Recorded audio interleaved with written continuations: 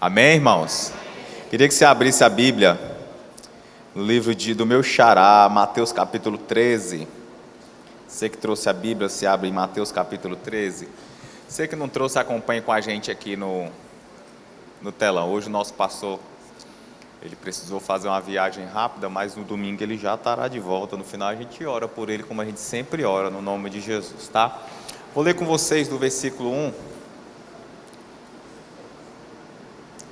até o versículo 9. Vamos lá. Naquele mesmo dia, saindo Jesus de casa, assentou-se à beira-mar. E grandes multidões se reuniram perto dele, de modo que entrou num barco e se assentou. Isso é importante, tá? A Bíblia ela traz alguns detalhes muito importantes. E toda a multidão estava em pé na praia. E de muitas coisas lhe falou e dizia: eis que o semeador saiu a semear. E ao semear, uma parte caiu à beira do caminho, e vindo as aves, a comeram. Outra parte caiu em solo rochoso, onde a terra era pouca, e logo nasceu, visto não ser profunda a terra. Saindo, porém, o sol a queimou, e porque não tinha raiz, secou-se. Outra caiu entre os espinhos, e os espinhos cresceram e a sufocaram. Outra, enfim, caiu em boa terra e deu fruto. Quanto foi o fruto? A 100, a 70, a 60 e a 30 por 1. Versículo 9. Quem tem ouvidos para ouvir, ouça. Pode sentar no seu lugar. Senhor, fala conosco nessa noite e nos abençoa no nome de Jesus. Pode acender a luz. Eu gosto muito dessa parábola aqui. A palavra de Deus fala que o Senhor Jesus Cristo, ele costumava sempre falar por parábolas. E as parábolas que ele trazia para as pessoas, que ele levava naquela época, eram parábolas do cotidiano daquelas pessoas. Só para relembrar. Era uma sociedade completamente agrícola, rural, pesqueira. Então ele falava de pesca. Ele chegou para os discípulos, por exemplo, e disse assim: agora vocês não vão ser mais pescador de peixes, vocês vão ser pescador de homens. Então ele usava muitas analogias. Quando ele falava da volta de Cristo, da volta dele, ele dizia assim: estarão dois no campo, um será levado, outro será deixado. Estarão dois no moinho, um será levado, outro será deixado. Então ele usava muito do cotidiano das pessoas para que elas entendessem. Só que algumas parábolas a multidão não entendia. E nem os discípulos que seguiam Jesus entendiam algumas parábolas. Essa parábola é uma delas. A Bíblia fala que Jesus Cristo, ele saiu de casa e se assentou. Ele chegou à beira-mar e se assentou em um barco. Aí você já começa a ver alguns detalhes de onde Jesus Cristo estava. Só para você entender, Jesus Cristo ficava transitando entre duas regiões, a região da Judeia e a região da Galileia. A região da Judeia, toda vez que ele ia para a região da Judeia, ele ficava na casa do Lázaro, da Maria e da Marta. E quando ele estava na região da Galileia, que é onde tem o mar da Galileia, ele ficava na casa do Pedro. Quando a gente for a Jerusalém, peguei de surpresa, né? Vou falar de novo, vocês fingem que não sabem. Quando a gente for a Jerusalém, parcelado em 18 vezes. Como é que aquele cantor fala? Eu não quero saber quanto é, eu quero saber em quantas parcelas faz. Aí tem um passeio para quem vai visitar Jerusalém, que é um passeio no Mar da Galileia. O Mar da Galileia não é um mar, é um lago. É um lago muito grande e muito profundo. No ponto mais profundo do Mar da Galileia tem cerca de 40 metros de profundidade. É muito fundo. Então em algumas regiões ele é chamado de Mar da Galileia. Na região do outro lado do mar, que é a região de Tiberíades, é chamado de Mar de Tiberíades. Então algumas regiões chamam diferente, mas na Bíblia popularizou-se Mar da Galileia. Então aqui a gente já sabe que Jesus Cristo estava na região da Galileia. Muito provavelmente estava na casa do Pedro. E que a Bíblia fala que quando ele se acordou, o meu xará Mateus fala esse detalhe: quando Jesus Cristo se acordou, ele saiu de casa e foi para o mar. Eu gosto desses detalhes da Bíblia porque dá a noção de onde ele estava. Por exemplo, O Lucas contou essa mesma parábola, só que o Lucas não fala desse detalhe que Jesus Cristo se assentou no barco. Aí você diz assim, por que o Lucas não fala desse detalhe? Porque o Lucas não era discípulo de Jesus. O Lucas, ele era grego. O Mateus era discípulo de Jesus. Então o Mateus viu muita coisa que aconteceu, diferentemente dos outros discípulos. Só para exemplificar aqui para vocês. Vocês lembram daquela passagem que Jesus Cristo estava entrando na cidade de Jericó e tinha um cego gritando assim: Jesus, filho de Davi, tem misericórdia de mim. Quem lembra dessa passagem? Se eu te disser uma coisa que não era um cego, o Mateus estava com Jesus e ele conta um detalhe interessante. Ele fala que eram 2 cegos. Aí você diz assim, e quem falou que era um cego mentiu? Não. É porque o escritor que se atentou que era um cego só, ele focou só naquele cego. Só que o Mateus fala que eram 2 e dizia assim: Jesus, filho de Davi, tem compaixão de nós. Eram 2 cegos. Então o Mateus, ele é mais detalhista. E esse detalhe que ele trouxe, ele é muito interessante, porque fala onde Jesus Cristo estava. Ele estava na região da Galileia. Quando ele se acordou, ele foi para o barco. E a palavra de Deus fala, como nós lemos aqui, que Jesus se sentou. Por que é interessante esses detalhes da Bíblia? Porque para o judeu, sempre que um judeu, acho que eu já falei isso aqui uma vez ou mais, sempre que um judeu vai conversar com alguém algo que é importante, ele nunca conversa em pé. Ele sempre se senta, porque dá uma conotação de importância, de que o assunto é sério e que precisa de tempo para ser tratado. Ele é diferente da gente aqui do Ocidente, que a gente conversa um assunto e resolve uma coisa rápida em pé, não resolve? Você chega para um homem aqui, para uma irmã, resolve um assunto, estou precisando que faça isso, às vezes fecha até um negócio, em pé, fecha ou não fecha? O judeu não faz isso, ele tem que se sentar. Então quando Jesus Cristo pegou o barco e se sentou, todo mundo que estava seguindo Jesus entendeu que ele ia falar de uma coisa séria. Então ele vai falar de um assunto muito sério, e ele começou a falar uma parábola de semeadura, porque aquela sociedade ela era agrícola, e ele começou a falar para as pessoas os 4 tipos de pessoas que seguem a Jesus Cristo, ou pelo menos que vão atrás dele. Entenda, Jesus Cristo sempre foi seguido por um grande número de pessoas. Eu sempre gosto de dizer, de fazer uma analogia para vocês, uma comparação, de que Jesus Cristo tem controle de tudo, sempre teve controle de tudo, amém? Só que tem uma coisa que ele não conseguia ter controle. Você sabe o que era? Ele não conseguia ter controle da fama dele. A própria palavra de Deus fala que ele curava os enfermos e dizia assim: não fala nada para ninguém não. Ele não queria glória para si. Ele disse: não fala nada para ninguém não. O que as pessoas que eram curadas faziam? Falavam. E a própria Bíblia fala dizendo assim: e a fama de Jesus foi se espalhando entre aldeia e aldeia, contra a vontade dele. Então ele não conseguiu ter o controle. Onde Jesus Cristo ia, e uma multidão atrás. O que aconteceu com Zaqueu? O Zaqueu, ele não estava interessado em outra coisa a não ser conhecer Jesus, ele estava curioso. Não vou falar sobre o Zaqueu hoje não, mas ele estava curioso, ele queria saber quem era aquele senhor diferente, aquele moço diferente lá, que andava ressuscitando o defunto, que está todo mundo falando da história da viúva de Naim. Naim era uma cidade, a viúva estava descendo a mulher era viúva e estava descendo para sepultar o filho. Além de ser viúva, o modo natural das coisas tinha se invertido, porque o modo natural das coisas é: os filhos vão enterrar os pais. Não é assim? Quem é pai aqui, levanta a mão. Eu garanto que você vai querer que isso aconteça daqui a muitos anos, é ou não é? Ou você vai querer que aconteça diferente? Deus o livre, né, irmãos? Então daqui a muitos anos, seus filhos vão te enterrar.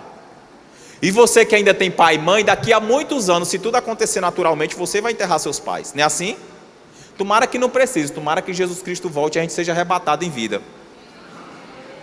Você não entendeu? Tomara que você não precise experimentar a morte, você vai subir com Jesus Cristo em vida. Olha só, né? Minha esperança é essa. Minha esperança é essa, experimentar não, mas eu já falei para a Winnie, eu quero ser cremado, eu já descobri até o preço. Eu falei, eu digo, me creme. Ela disse: tu é doida, é? Eu vou falar isso para ti. Eu digo, não, geralmente o homem vai primeiro, o homem mais velho, eu sou mais velho que ela. Ela disse assim: eu digo, tu fala para a Olivia aí. Eu falei, irmãos, eu sou um pouco claustrofóbico, não quero ficar preso.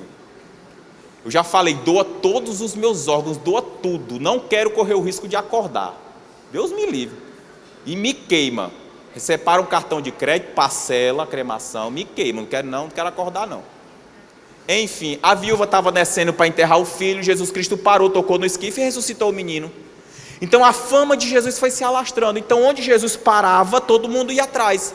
As pessoas iam com expectativas diversas. A igreja aqui hoje, as pessoas que nos acompanham na internet, a gente nunca fala, né? Deus abençoe vocês. As pessoas que nos acompanham, todo mundo vem com uma expectativa diferente. Tem gente que vem aqui dentro com o coração aflito por causa de um filho. Tem gente que vem para a casa de Deus com o coração aflito por causa do esposo, por causa da empresa, por causa da questão financeira, por causa da saúde. Tem gente que vem com o coração cheio de alegria porque já recebeu uma bênção. Quem já foi abençoado aqui na Quinta da Vitória? Deixa eu ver quem eu vou chamar aqui para falar aqui. Deixa eu ver aqui. Todo mundo baixa a mão logo, né? Então as expectativas são diversas. Naquele dia também tinham pessoas com expectativas diversas. Jesus sentou e começou a falar sobre os 4 tipos de pessoas que seguem a ele. Ele disse assim: olha, falar para vocês aqui sobre semeadura. Aí ele começou no versículo 4, né?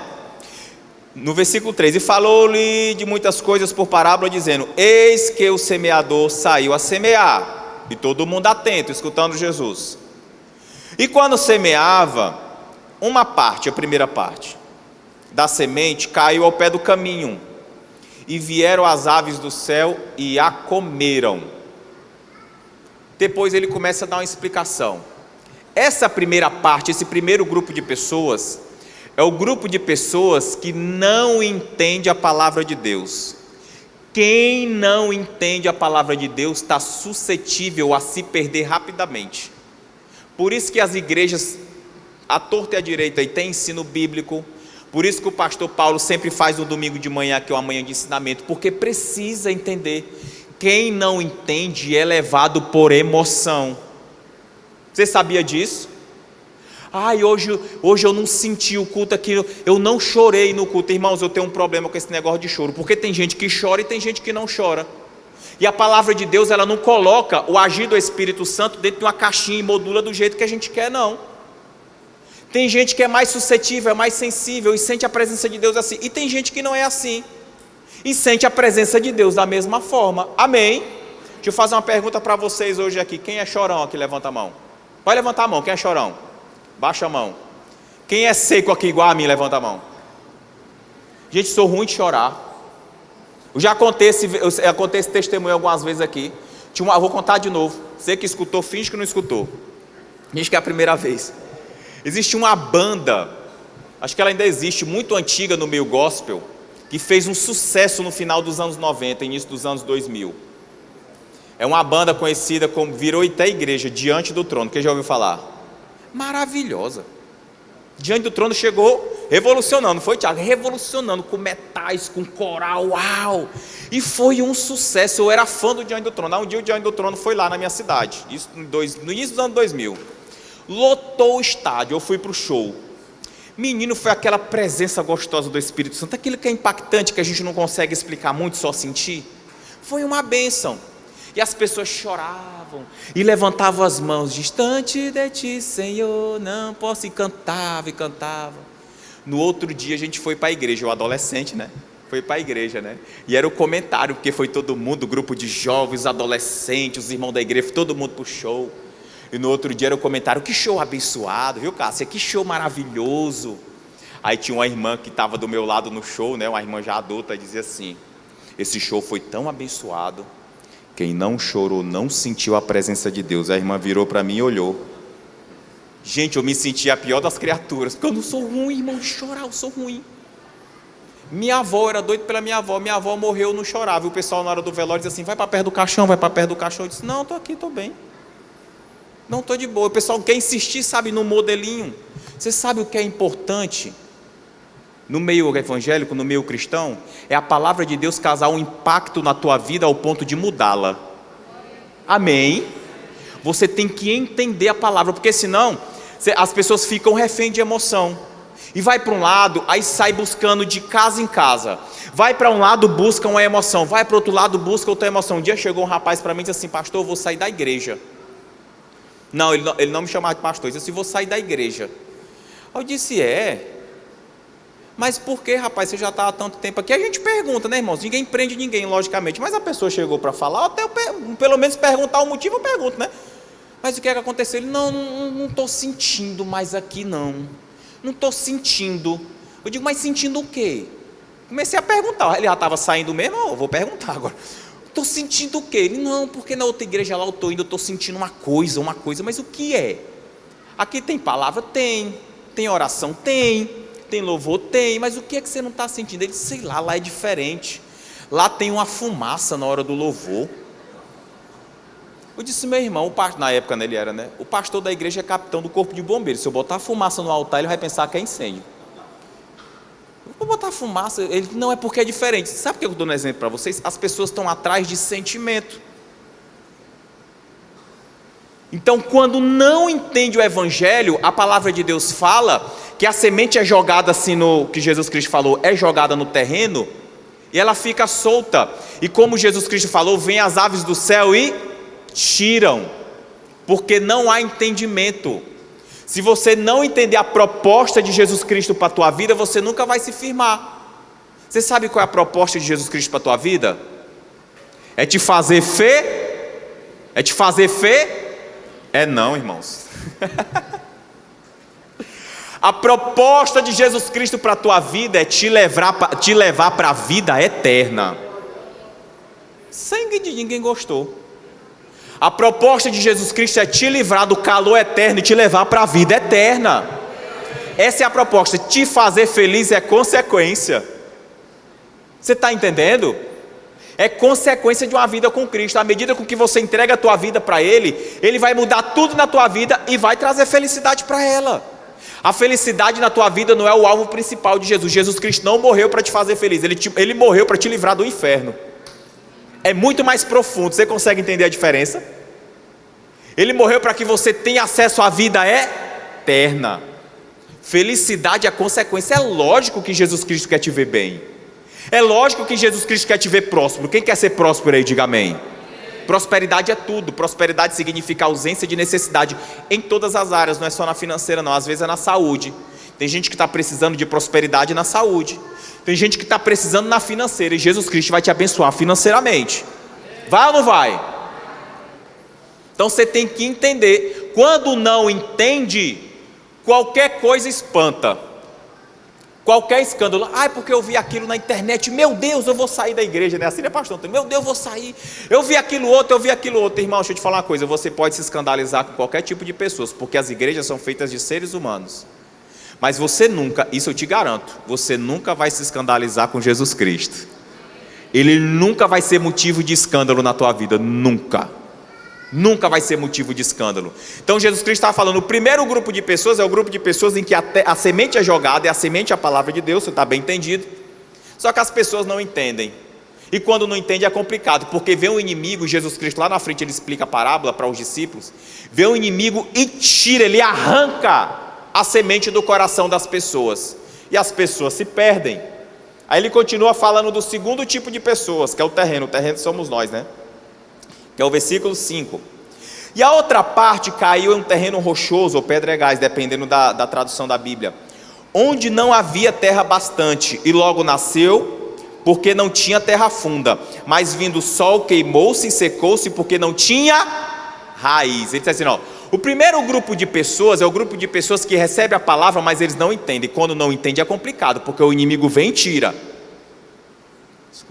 O segundo grupo de pessoas é um grupo de pessoas que eles recebem a palavra, recebem até com alegria inicial, ficam felizes em começar a caminhada com Cristo, só que o terreno é um terreno cheio de rochas, e por ser cheio de rochas, não cria raiz. Esse é um grande problema. Quando a palavra de Deus não cria raiz dentro da gente, a gente se perde facilmente. É tudo que nós falamos aqui na primeira parte. Quando a palavra de Deus está enraizada em você, pode acontecer o que acontecer, inclusive as dificuldades, você não vai cair. Está fraco demais. Qualquer dificuldade que chegar na tua vida pode até balançar, mas você não cai. Não cai, por quê? Porque você está enraizado. Você consegue entender? Antes de crescer para cima, o pastor já pregou isso várias vezes, a gente tem que crescer para baixo. Crescer para baixo significa você tem que criar raiz na palavra de Deus, ou o contrário, a palavra de Deus tem que criar raiz no teu coração. Como é que a palavra de Deus cria raiz no teu coração? Você faz aquilo que o salmista falou: meditar na palavra de Deus dia e noite. Pastor, eu não vou fazer mais nada na minha vida, eu não trabalho, eu não viajo, eu não tenho família. Não, você vai viver a tua vida normalmente, só que nos momentos de maior angústia você vai lembrar das promessas que a palavra de Deus fala. Que é um exemplo de promessa, Salmo 91. Aquele que habita à sombra do Onipotente. Quando você estiver passando por algum tipo de dificuldade no teu ambiente de trabalho, na tua família, aí você lembrou: opa, deixa eu meditar aqui na palavra de Deus. Às vezes não precisa você nem abrir. Você começa a lembrar das promessas que a palavra de Deus fala para ti. No próprio Salmo 91 diz assim: 1000 cairão ao meu lado e 10.000 à minha, mas eu não serei atingido. Aí você está criando raiz dentro de você. Você consegue entender? A nossa esperança, irmãos, é nos apegarmos à palavra de Deus, porque a Bíblia fala que o Deus a qual nós servimos, Ele não mente. Se Ele falou alguma coisa, Ele cumpre. Se Ele diz que você que habita no esconderijo dEle, você não vai cair nem para um lado nem para o outro, então é porque você não vai cair nem para um lado nem para o outro. Amém? Quem habita no esconderijo do Altíssimo aqui? O Salmo 91 era cheio de promessa de proteção. Outra promessa de proteção: pois aos teus anjos dará ordem para te guardar. A palavra de Deus fala que para você que habita no esconderijo do Altíssimo, no dia da tua maior angústia vai ter anjos guardando você. Você consegue entender isso? Aí você vai começar a meditar. Isso é que é meditar. Você vai lembrando das promessas que a Bíblia fala. Outra promessa maravilhosa, Salmo 121. O Senhor vai me guardar na entrada e me guardar em qualquer lugar que você colocar a planta dos teus pés. Você vai ter um guarda fiel, que é Jesus Cristo, te guardando. Isso é deixar a palavra de Deus criar raiz dentro de você. Porque na explicação da parábola, e lá na frente Jesus Cristo explica, ele diz que o terreno pedregoso, ou o terreno cheio de pedras, não deixa a pessoa criar raiz por causa das dificuldades da vida. Irmãos, vem aqui. Dificuldade todo mundo passa. Passa ou não passa? Às vezes a gente passa por dificuldade, a gente começa até a duvidar se Deus quer que a gente vença na vida. É ou não é? Só eu que passo por isso? Quem já passou, que teve dúvida aí? A gente tem, diz: meu Deus, é sério mesmo? Você acha que os grandes homens da Bíblia nunca tiveram dúvida? Você acha que o José do Egito, trancado na prisão, José passou 12 anos. 12 anos. Vou falar pela terceira vez para você internalizar. 12 anos preso. Você acha que durante esses 12 anos nem um dia ele teve dúvida? Nem um diazinho? Eu acho que teve. Você acha que o Abraão, pregamos sobre isso um dia desse aqui, o Abraão, quando estava levando o Isaac para poder sacrificar lá no templo, a Bíblia fala que foi uma caminhada de 3 dias, e nenhum desses dias ele ficou com o coração aflito? Ele era pai, irmãos. Eu acho que ficou. Ele era um ser humano. Se Jesus Cristo ficou com o coração aflito antes da crucificação, você acha que o Abraão não ficou? Eu acho sensacional que, só fazendo um parêntese rápido, só para você entender a magnitude de Jesus Cristo, a palavra de Deus fala que quando Jesus Cristo, uma das vezes que ele operou milagre, os judeus foram tentar combater Jesus. Você está querendo ser maior do que o nosso pai Abraão? Porque Abraão, gente, ele conseguiu uma façanha. Jesus Cristo ainda não fez questão de conseguir. Um dia ele vai fazer questão.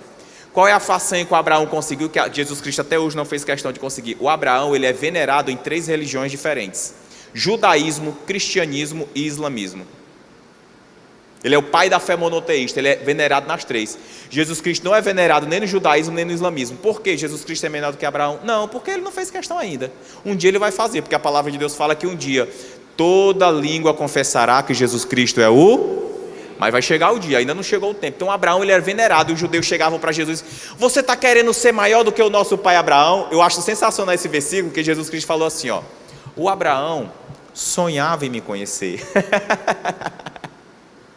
O Abraão, deixa eu falar uma coisa para vocês aqui, judeus. O Abraão era doidinho para me conhecer, e nem me conheceu ainda. Vocês estão tendo a oportunidade de me conhecer. Então Jesus Cristo é muito maior do que o Abraão. Amém, irmãos? Então esses homens da Bíblia, eles também tiveram dificuldades. Você acha que o Davi também não teve dificuldades? Davi passou 7 anos sendo perseguido para ser morto. Você sabe quantas tentativas de assassinato Davi sofreu do Saul? 21. 21, ou foi 21 ou foi 22, eu vou ficar para baixo. 21 tentativas de assassinato. A Bíblia fala que uma das vezes o Davi estava tocando lá. O Saul estava com um espírito maligno. E o Davi estava tocando, e toda a vida que o Davi tocava, o espírito maligno se acalma. Por isso que a gente inicia o culto louvando, atraindo a presença de Deus. Por isso que a gente inicia. Um dia eu perguntei para uma moça: você sabe por que a gente inicia o culto louvando? A menina disse assim, achei engraçado, ela disse na maior inocência: a gente canta que é para esperar os irmãos chegarem na igreja. Aí, pastor Antônio, ó, você está cantando para esperar os irmãos chegarem na igreja. Não, irmãos. À medida que você vai louvando, você vai atraindo a presença de Deus. O maior livro da Bíblia é um livro de música, que é o livro de Salmos. Você sabia? É um livro de música. Tanto que o correto, porque a gente não liga muito para isso, mas o correto mesmo é quando você vai ler um salmo, você não fala salmo tal, versículo tal, você fala verso, porque é música. Então o maior rei de Israel era um músico, o Davi. E a Bíblia fala que quando o espírito maligno do Saul ia lá se arvorar, o Davi começava a tocar uma harpa. Qual era o louvor que o Davi tocava? Não sei. Vai que ele tocava Galileu. Eu me rendo ao seu amor. O Saul ia acalmando lá, acalmando. Aí de uma hora para outra o Saul se espantava, o espírito maligno ia lá, se arvorava de novo, o Saul pegava uma lança e jogava no Davi. Imagina, gente, você está aqui, ó, tocando, quando na fé você vê só aquela lança vindo até você. O Davi se esbeirava da lança e fugia, pulava do segundo andar, gente, saía correndo. Que doideira. Você acha que em nenhum momento o Davi teve dúvida? Teve. A Bíblia fala que o Davi andava dentro de um complexo de cavernas chamado Caverna de Adulão. Caverna de Adulão não era só era um complexo de cavernas escondido. O Davi se fingiu de demente. Tem gente aqui que é da minha época, e por favor, não diga que não é. Quem lembra daquela novela que tinha um personagem chamado Jamanta? Quem lembra? Esse Jamanta não morreu. Quem lembra dessa novela aqui? Lembra? Não, só as duas pessoas aqui é da minha época. Oxe, pelo amor de Deus.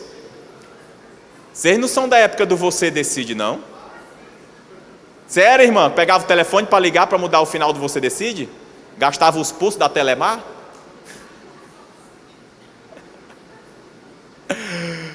Aí o Davi deu uma de Jamanta.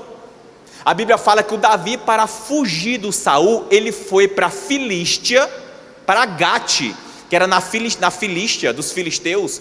Gate era a cidade do Golias. O Davi foi para a cidade do Golias, ele já tinha matado Golias.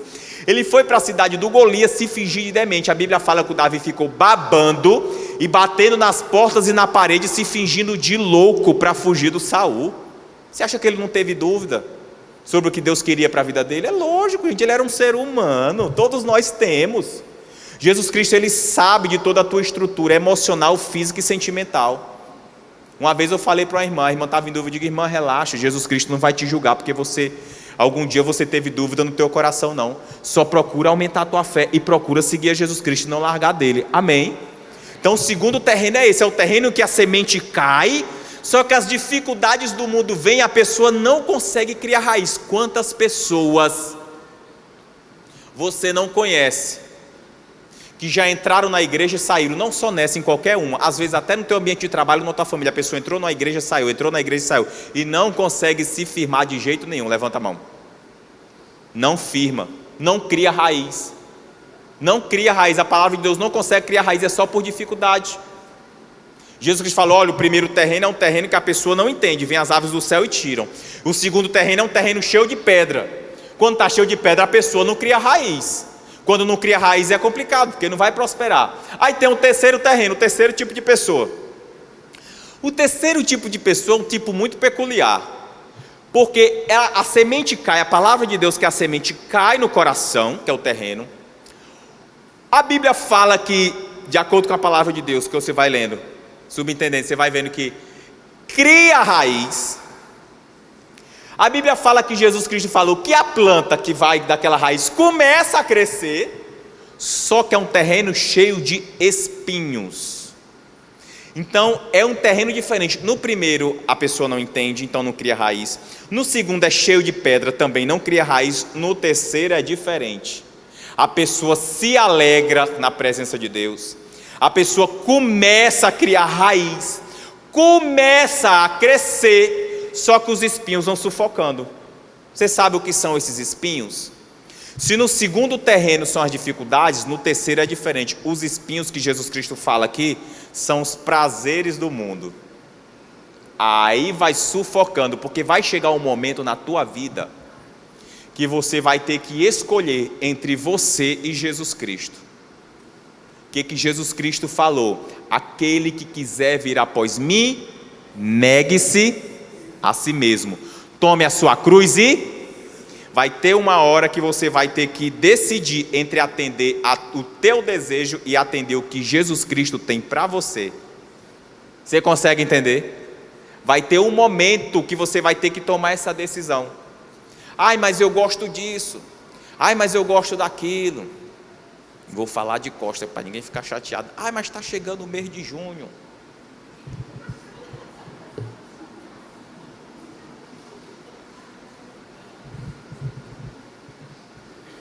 Eu tenho medo de Jesus voltar em junho aqui em São Luís.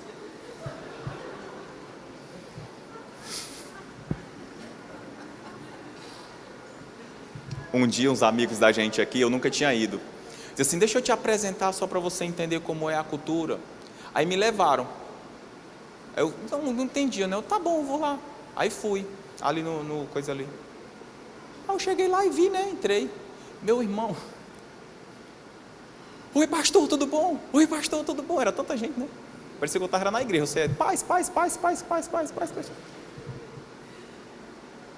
Prazeres do mundo, irmão. Deixa eu falar uma coisa para você rápido. Nem vou entrar muito nesse mérito, não. Ah, mas é cultura. Procura cultivar a cultura do reino do céu, porque é lá que você vai passar a eternidade.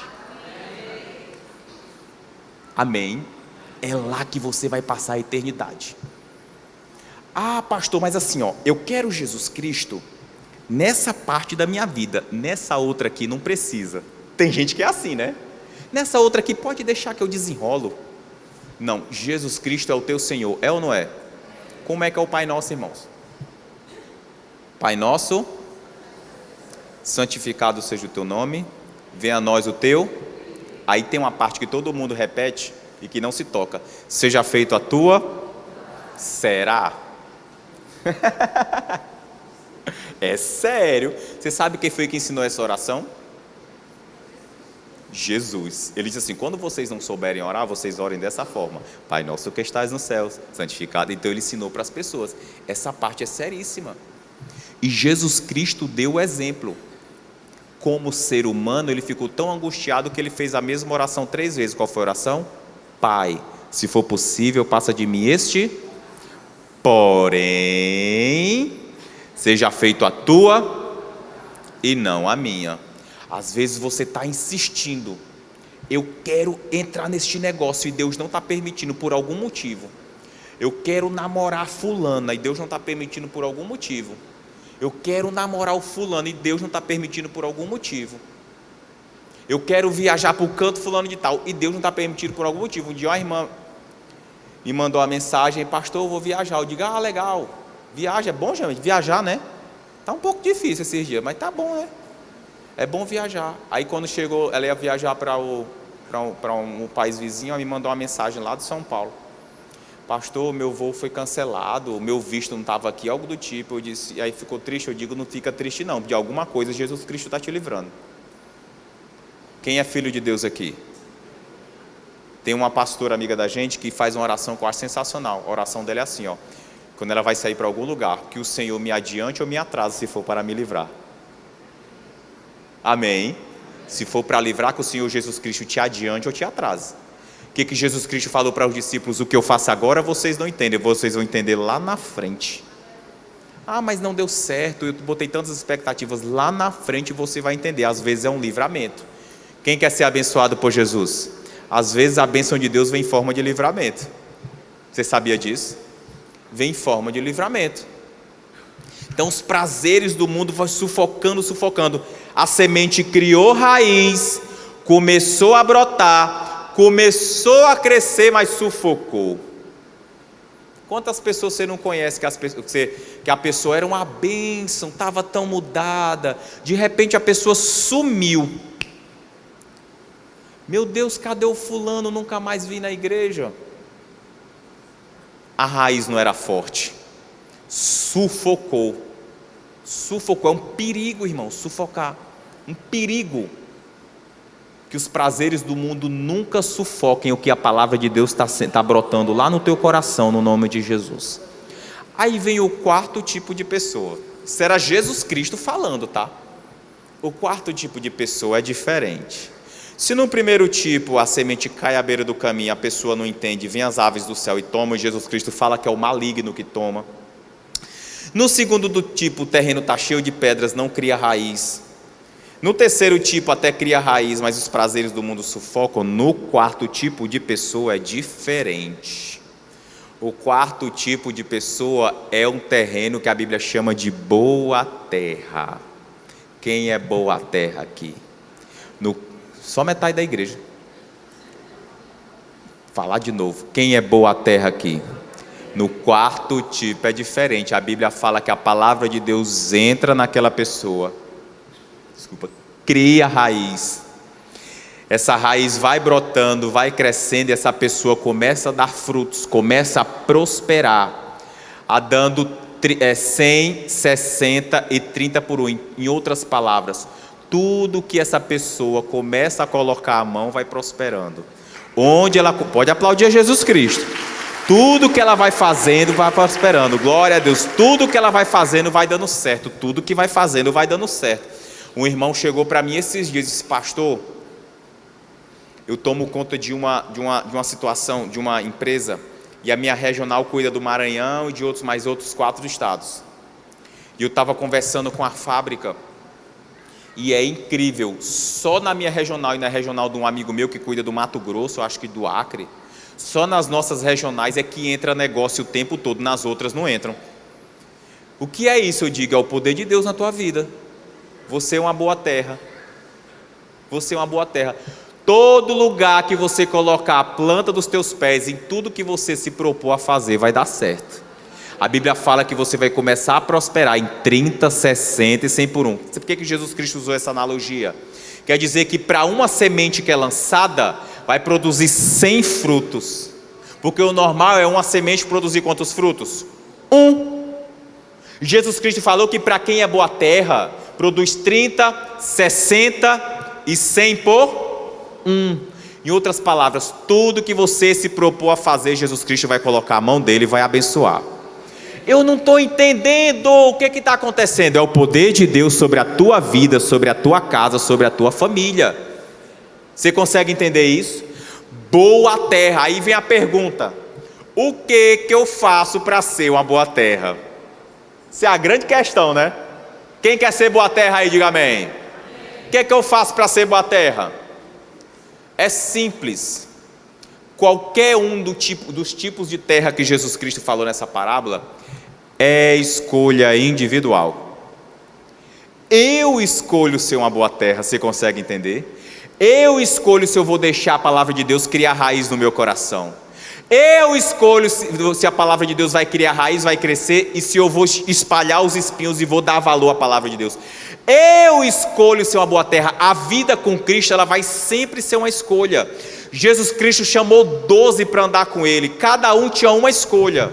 Um deles escolheu vendê-lo. Jesus Cristo impediu essa escolha? Impediu ou não impediu? Não impediu. Na Santa Ceia, Jesus Cristo chamou ele e disse assim: o que tenhas que fazer, que faças logo. Apressa teu passo. Eu sei tudo o que está acontecendo, porque eu gosto do seguinte pensamento: Jesus Cristo não se surpreende com nada. Ele se permitiu ser traído. Ele se permitiu, em momento nenhum foi surpresa para ele. Ele sabia. Ele começou a avisar. Ele disse assim: aquele que vai me trair vai pôr a mão no prato comigo. Aquele que vai me trair, vai me trair com um beijo no rosto. Ele estava avisando tudo, ele sabia. Aí quando veio esse, ele disse assim: opa, aquele que vai me trair vai fazer isso e aquilo outro. Ele disse: olha, apressa teu passo, rapaz, eu sei o que tu vai fazer. Ele impediu essa decisão do Judas, sim ou não? Ele nunca vai impedir você de fazer nada, é uma escolha sua. Você sabe por que você está aqui? Porque você escolheu insistir nessa bênção que é Jesus Cristo. Então Jesus Cristo tem promessa para quem escolhe andar no caminho dele. Você consegue entender? Todos têm uma escolha. O próprio Pedro tinha uma escolha, irmãos. A Bíblia fala que depois que Jesus Cristo ressuscitou, Pedro estava meio chateado, porque ele tinha traído Jesus 3 vezes numa noite só. E a Bíblia fala que o Pedro voltou para pescar, ele voltou para a vida anterior dele. Ele era até uma boa terra, estava voltando para ser uma das outras 3 terras. Os prazeres do mundo, as dificuldades. Não, acho que não vai dar certo essa vida aí de ser pescador de almas, não. Acho que eu vou voltar a ser pescador de peixe. Aí Jesus Cristo foi lá para o Pedro. O que Jesus Cristo fez? Pegou o Pedro e trouxe Não, ele não fez isso não. Ele não, em momento nenhum. Ele chegou para o Pedro. Estava o Pedro lá pescando. A Bíblia fala que o Pedro estava até sem roupa. Você sabia que o Pedro estava sem roupa? E Jesus Cristo chegou na margem do lago, assou um foguinho lá, acendeu um foguinho, começou a assar um peixe e o Pedro viu. É Jesus, a Bíblia fala que imediatamente o Pedro vestiu as suas vestes, estacou na água e saiu nadando atrás de Jesus. E Jesus Cristo, na base do convencimento: Pedro, tu me amas? O que o Pedro falou? Eu te amo, Senhor. Então vai e apacenta as minhas ovelhas. E continuou comendo lá peixinho assado. Quem gosta de peixe assado aí? Pode me convidar, eu dou o maior valor, viu? Aí depois estava lá: Pedro, tu me amas? O Pedro: te amo, Senhor. Então vai e apacenta as minhas ovelhas. Na terceira vez Jesus Cristo falou: Pedro, tu me amas? E o Pedro já estava constrangido, porque ele sabia o que tinha acontecido uns dias antes. Ele olhou muito consternado e disse: Senhor, tu sabes que eu te amo. Então vai e apacenta as minhas ovelhas. Jesus Cristo obrigou o Pedro a voltar, sim ou não? Convencimento. Ele não vai obrigar ninguém. Eu escolho ser uma boa terra. Essa é a diferença. Como é que eu faço essa escolha, pastor, para ser uma boa terra? Você tem que insistir nesse caminho, porque as dificuldades vêm. Olha lá, o primeiro terreno não consegue entender, mas você já está em terreno, você já está entendendo, você já passou dessa parte do primeiro terreno. Agora você tem uma probabilidade de 33,33%, porque a primeiro terreno você já passou. Agora você tem que escolher qual dos 3. O segundo terreno se perde quando as dificuldades vêm. Você não vai ser esse terreno não, amém? Aí vem o outro terreno. O terceiro terreno são os prazeres do mundo. Você vai pular de maio para julho.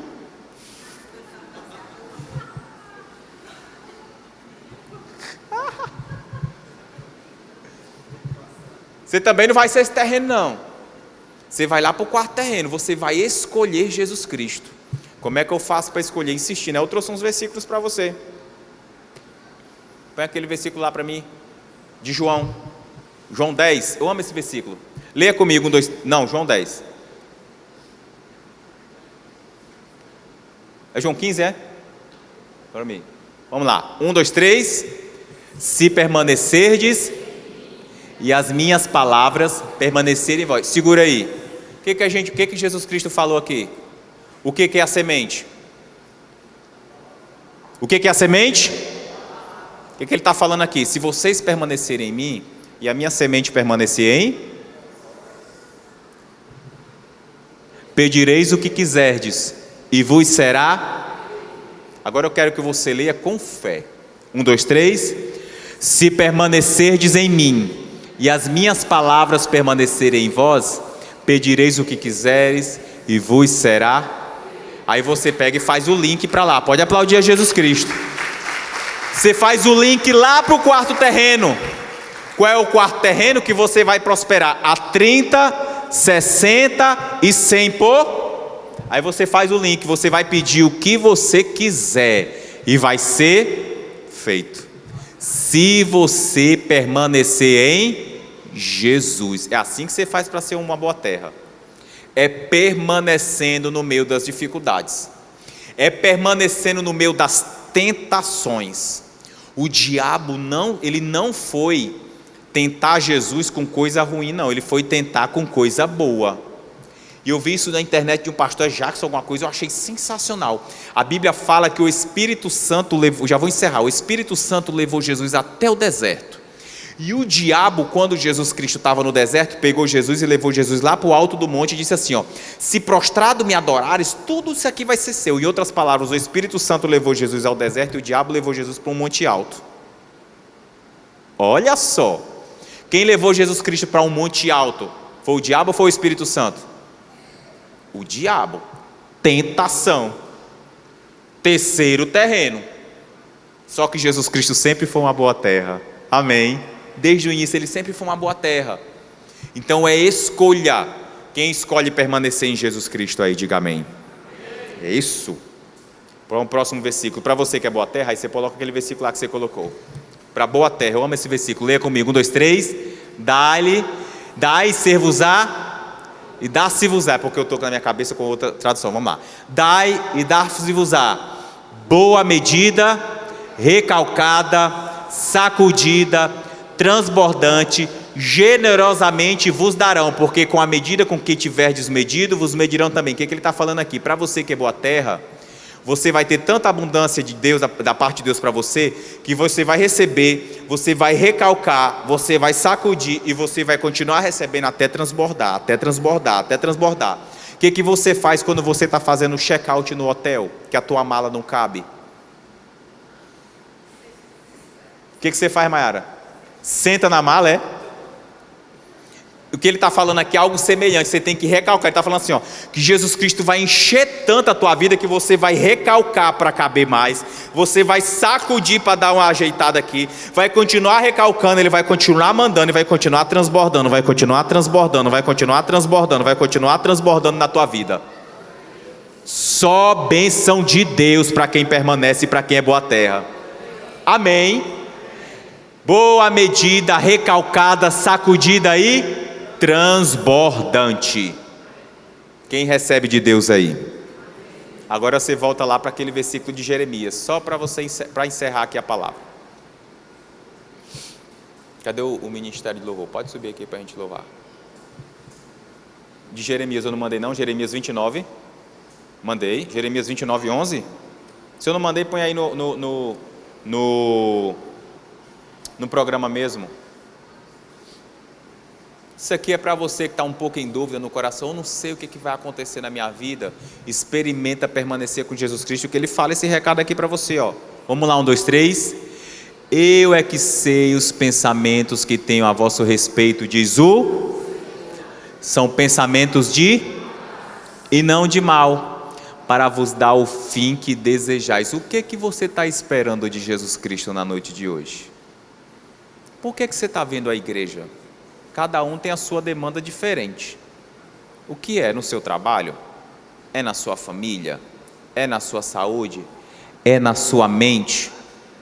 A mente é o terreno mais atacado pelo diabo. É ou não é? Gente, eu estou sabendo, pastores entrando em depressão, pastores querendo se matar, cristãos, eu tenho gente próximo a mim que está tendo que fazer tratamento. E se você precisar fazer tratamento, acompanhamento psicológico, psiquiátrico, deixa eu falar uma coisa para você, diante da palavra de Deus, faça, vá, é bom. Um dia eu fui para a psicóloga, eu fui fazer uma cirurgia, eu precisava, pelo processo, precisava passar, eu conversei com ela, foi tão bom, falei, vá. É bom, gente, são pessoas levantadas por Deus. Aqui na igreja é cheio de psicólogos, se você quiser eu te indico um. E são pessoas altamente éticas. O terreno que mais atacado pelo diabo é a mente. Que Jesus Cristo venha blindar a tua mente no nome de Jesus. Coloca a mão na tua cabeça aí. Diga, Senhor Jesus, blinda minha mente. Diga que o inimigo não tenha acesso às minhas decisões e aos meus pensamentos, no nome de Jesus. Olha o que Jesus Cristo falou: eu sei os pensamentos que eu tenho a respeito de vocês, são pensamentos de paz. Tem uma versão da Bíblia que diz assim, ó: são pensamentos de fazê-los prosperar e não de lhes causar dano. Quem quer prosperar aí? Amém? Então, experimente escolher ser uma boa terra. Quem quer ser uma boa terra aí? Se coloca de pé no teu lugar.